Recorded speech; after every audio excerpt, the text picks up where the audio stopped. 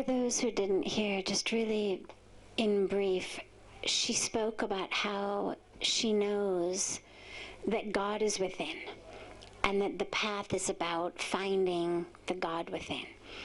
And then she comes here and she sees so many physical representations of God, statues of Krishna, paintings of God, and that's a God outside. And why would we spend so much time and energy worshiping a God outside when really it's about the God inside and how to distinguish between the two, right? And find ultimately the path that brings them together. In the Bhagavad-Gita, Krishna tells us, and I'll just speak quickly about Krishna because you mentioned Krishna. He tells us something very beautiful. He says, in whatever way the devotee worships me, I will come to the devotee in that form. So, God is infinite. God manifests according to the Indian Hindu tradition. The divine is infinite. Because he's infinite and omnipotent, so he can do anything, he appears in a variety of different forms at different times throughout history, in different ways, depending on what the culture, the situation, the society required at that time in order to bring light back to the darkness. That being said, so just hold on to that thought for a moment. I'm going to give you sort of a different thought, and then I'm going to tie them together. We're also told that every single thing in the universe is pervaded by God. Our Upanishads tell us everything in the universe is pervaded by God.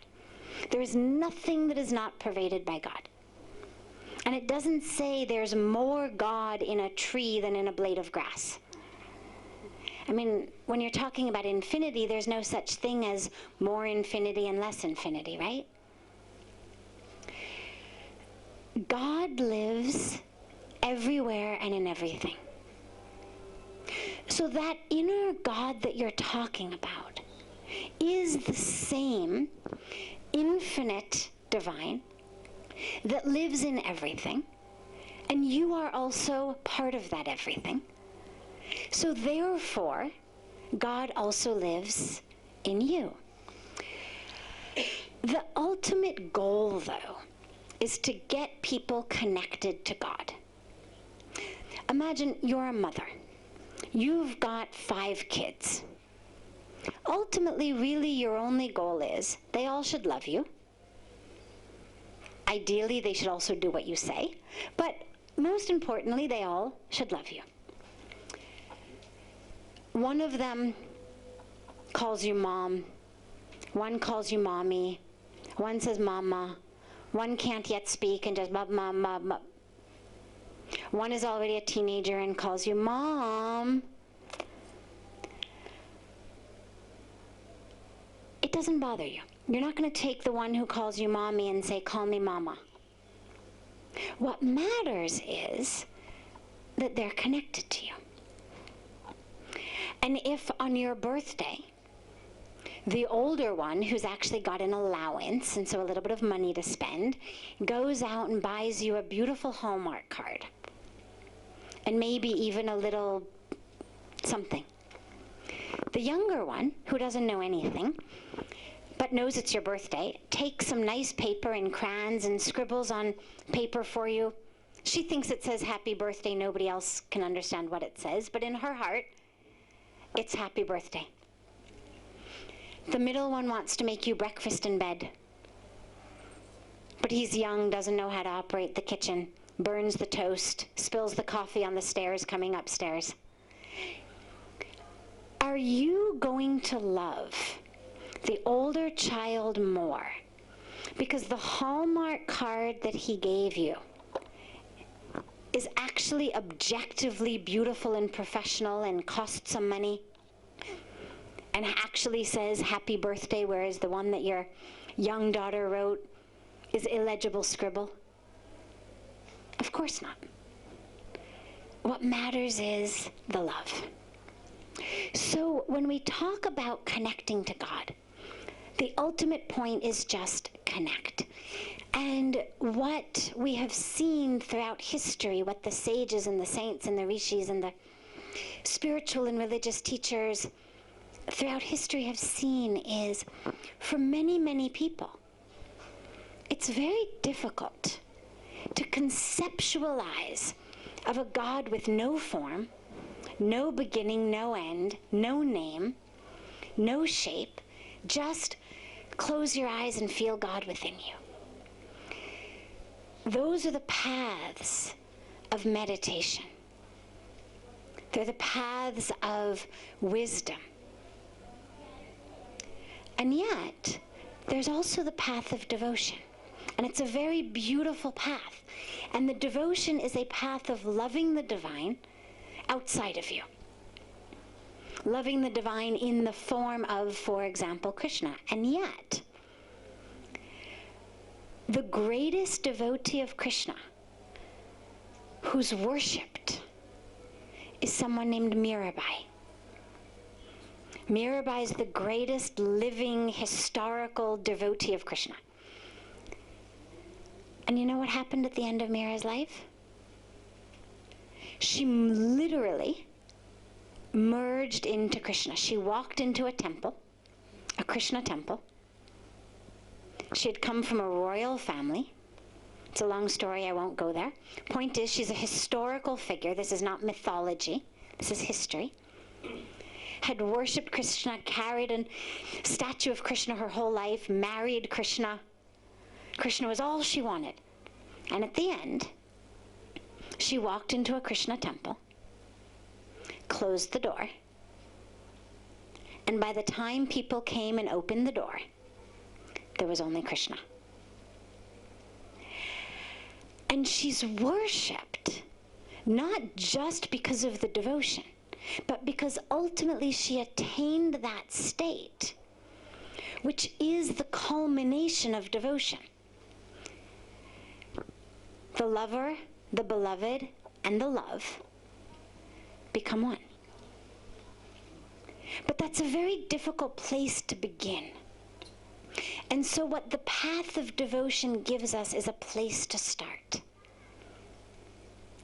You love someone. Ultimately, at the end of the day, when your union is complete and you're in each other's arms, you're one. There's no you and he or whatever.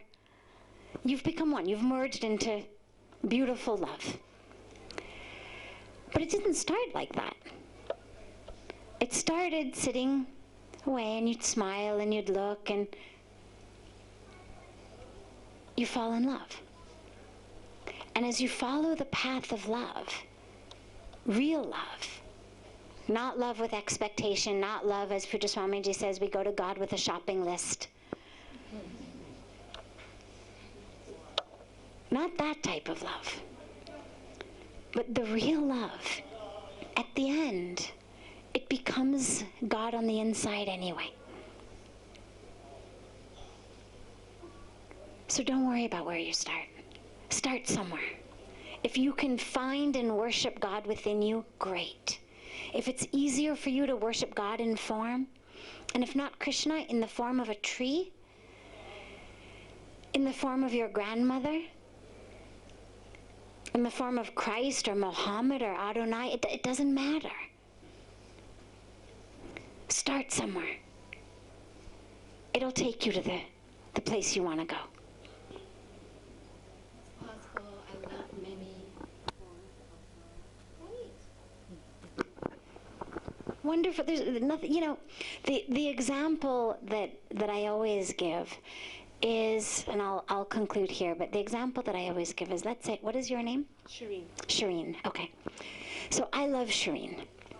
Now I'm an eyes person, okay? So when I connect with Shireen, I connect with her eyes. And when I go home, I write poems and songs about her eyes, and if I were an artist, I would paint pictures of her eyes. Now, her husband also loves her. Maybe he's more of a hands person. He really likes to hold hands. And so he writes poems and songs about the strength of her hands, but the softness of them, and they always guide him where he wants to go. And if Ivana comes to know Shireen, she's going to love her also. But she's going to maybe what Ivana needs is a shoulder to lay her head on. And so when Ivana goes home, she's going to write poems and songs about the softness but sturdiness of her shoulders. Now, we all who are sitting together understand Shireen is one. And we're not going to fight amongst ourselves about whether her eyes are better or her shoulders are better or her hands are better. Now take it a few thousand years from now. My descendants are reading my poems and my songs and looking at my pictures, and they think that Shireen is eyes. Ivana's descendants, reading all of what she's written and seeing her pictures, think that Shireen is shoulders. His descendants think that Shireen is hands. And now there's this concept that actually the hands and the eyes and the shoulders are three separate gods. And we're going to fight over them. They couldn't possibly be the same one because, look, the descriptions are so different. And then we fight. No. Love so many gods. Love all of them. Love every form. Because ultimately it's just like we're describing the shoulder and the elbow and the hands and the eyes and the hair. And she's one.